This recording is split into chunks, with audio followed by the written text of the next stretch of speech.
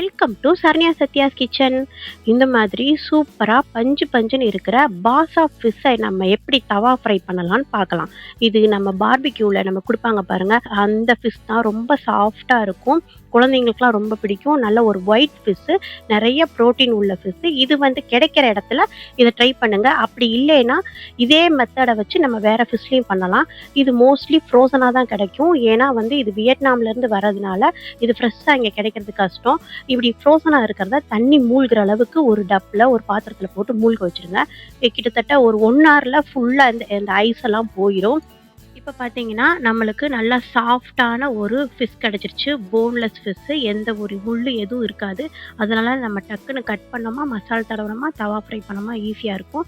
இது ரொம்ப வேலையும் இல்லை, ரொம்ப டேஸ்ட்டாகவும் இருக்கும். இந்த மாதிரி எடுத்து வச்சதுக்கப்புறம் இதில் வந்து நல்ல தண்ணியாக இருக்கும் நிறையா. அந்த தண்ணியை நல்லா கையை வச்சு 2 கையை வச்சு பிழிஞ்சு எடுத்துக்கோங்க. இதை நல்லா முழு மீனாகவும் அப்படியே ஃப்ரை பண்ணி எடுக்கலாம்.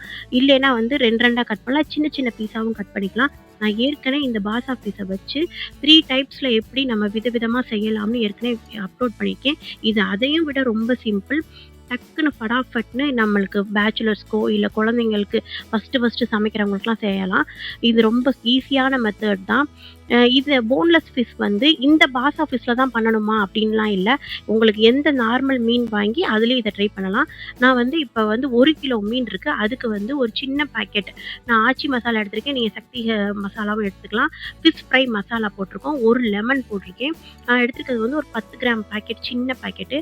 அதில் 1 லெமன், இஞ்சி பூண்டு பேஸ்ட்டு, நல்லெண்ணெய், இது மட்டும் தான் நம்ம சேர்த்து நல்லா மசாலாவை மிக்ஸ் பண்ணி ஊற வைக்க போகிறோம்.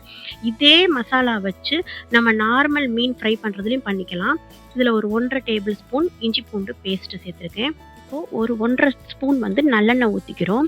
நல்லெண்ணெய் ஊற்றி நல்லா மிக்ஸ் பண்ணிக்கிறோம். நம்ம இதில் கொஞ்சம் கூட வந்து தண்ணி சேர்க்க போகிறதில்ல, தேவையான அளவு உப்பு சேர்த்துக்கிறோம். ஏன்னா வந்து லெமனும் அந்த எண்ணெயில இருக்கிற தண்ணி சத்தே நம்மளுக்கு சரியாக வரும். மீன்ல இருந்தும் நல்ல தண்ணி ரிலீஸ் ஆகிக்கிட்டே இருக்கும். அதனால இது தவா ஃப்ரைன்றனால லைட்டாக மசாலா அது மேலே ஒட்டி இருந்தால் போதும். நிறைய பச்சரிசி மாவு அதெல்லாம் போட்டு நம்ம பொரிக்கணும்னு தேவையில்லை. இது லைட்டாக சுட்டு தான் நம்ம எடுக்க போகிறோம். ரொம்ப சாஃப்டான மீன், அதனால சீக்கிரமே வெந்துடும். ரொம்ப நேரம் ஊற வைக்க கூட தேவையில்லை.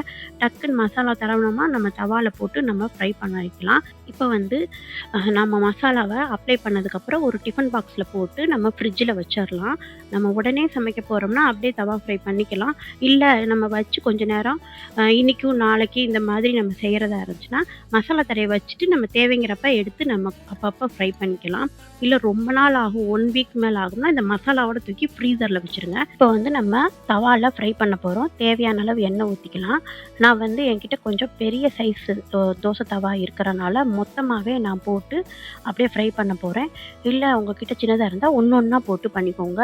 நான் பார்த்தீங்கன்னா தெரியும், லைட்டாக ஆயிலை வந்து அப்ளை தான் பண்ணியிருக்கேன். அதுக்கப்புறம் லைட்டாக மேலே எண்ணெய் ஊற்றிக்கலாம். எண்ணெய் ஊற்றிட்டு மொத்தமே ஒரு 10 நிமிஷம் தான் ஆகும். அந்த மசாலாலாம் தடவிட்டு இது வெந்து வரதுக்கு 10 நிமிஷம் தான் ஆகும்.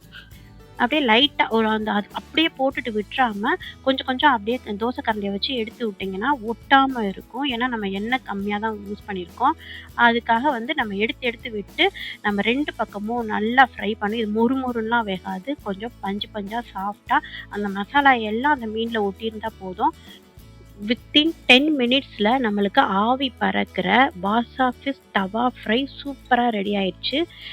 எந்த ஒரு போன்லெஸ் ஃபிஷ்லையும் இதே மசாலா போட்டு இதே மெத்தடில் ட்ரை பண்ணி பாருங்கள், சூப்பராக இருக்கும். இப்போ கட் பண்ணி காட்டுறேன் எப்படி இருக்குன்னு பாருங்கள்.